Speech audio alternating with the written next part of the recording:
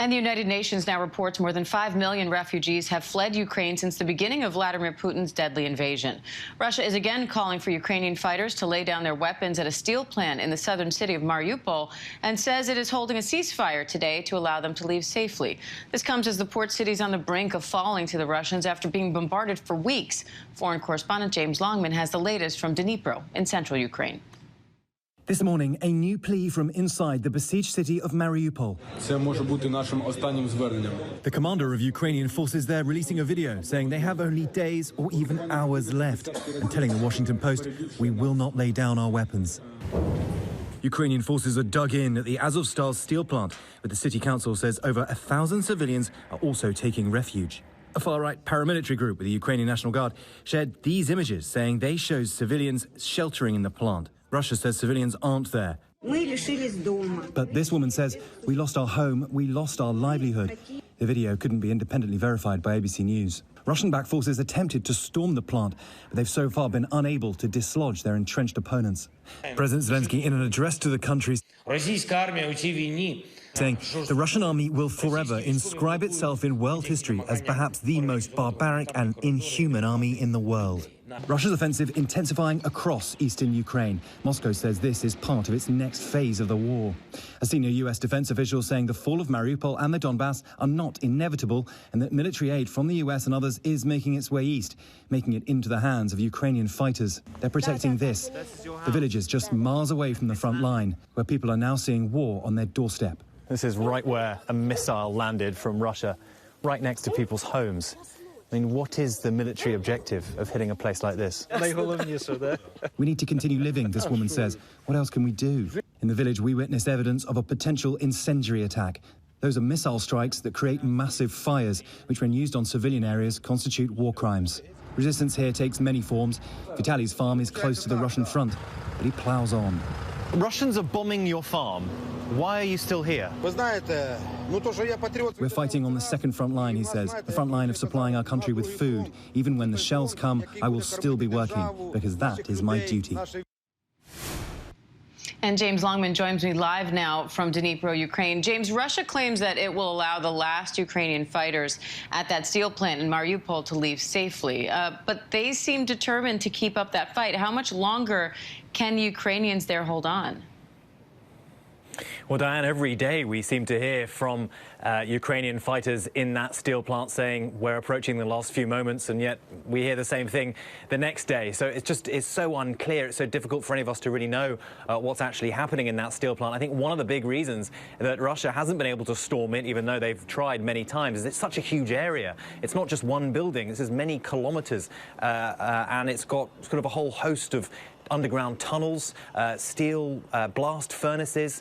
It's kind of a rabbit warren of tunnels and underground spaces. So that is why the Russians have found it so difficult to get in. And it's also, we're now hearing, where civilians may be there hiding in those underground spaces, maybe as many as 1,000 of them. That's according to the Mariupol City Council. So that is obviously complicating things. We know that Russia doesn't often have many qualms about bombarding areas where there are civilians, but it seems to be they are now becoming this kind of bargaining chip, and it might be when their extrication is confirmed or guaranteed that we might see that steel plant vacated and Russia finally being able to say that they've gained control of Mariupol. But it is such an important place. It's so strategically important in this whole war. It's kind of the linchpin in the east. It links the Crimea with the Donbass in the north, and that's why the Ukrainians have been so unwilling to give it up. I think there's another complication here, though, Diane. The Azov battalion, it's a far-right battalion. It's essentially a proto-Nazi group, and it's fighting alongside the Ukrainians, yes, but I think victory here would give Vladimir Putin the win that perhaps he needs to sell back home, to say, well, look, we've been fighting Nazis. There are Nazis in Mariupol, and now we've beaten them. So actually, so strangely enough, it might be the thing that he needs to go back home to Russia to say, well, our job is done now in the east of Ukraine. So there are all sorts of very interesting kind of dynamics going on in Mariupol. Yeah, there sure are. And James, we also saw in your report some damage to that village that you visited and signs that Russia may have used incendiary weapons there. How significant is that if that proves to be true? Well, the use of incendiary weapons in war, it's so complicated. There are all kinds of legal loopholes that different militaries can use all around whether or not it's the primary reason to use a particular warhead or it's just kind of the fallout of an attack.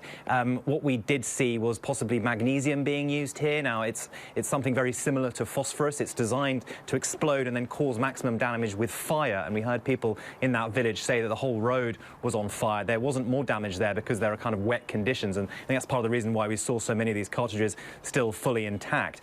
But the aim, quite clearly here, is to terrorize people, to make them leave, because what Russia is doing in the east is a bit different to what we saw them doing around Kyiv. They want to permanently occupy this part of eastern Ukraine, and they want people to stay and allow them in, or to leave and for them to take their land. And that's why we're seeing these sorts of attacks. It's to terrorize, push people out of their communities and occupy their land permanently. Diane? And James, the UN is now reporting more than 5 million people have fled Ukraine since this war started. How is the refugee crisis changing in central Ukraine? Because there are also millions who have left their homes but are still in the country. So how are these dynamics changing as Russia ramps up this new offensive in the east?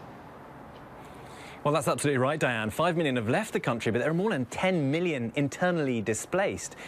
So that's kind of well over a quarter of all Ukrainians now have had to leave their homes. And it's not just a question for many people of waiting for the war to finish or waiting for the fighting to finish and then going back, leaving for a while and then returning. Russia wants to permanently occupy. So this is going to totally change the whole of Ukrainian society. Diane? James Longman for us in Dnipro, Ukraine. James, thank you. Hi, everyone. George Stephanopoulos here. Thanks for checking out the ABC News YouTube channel. If you'd like to get more videos, show highlights, and watch live event coverage, click on the right over here to subscribe to our channel. And don't forget to download the ABC News app for breaking news alerts. Thanks for watching.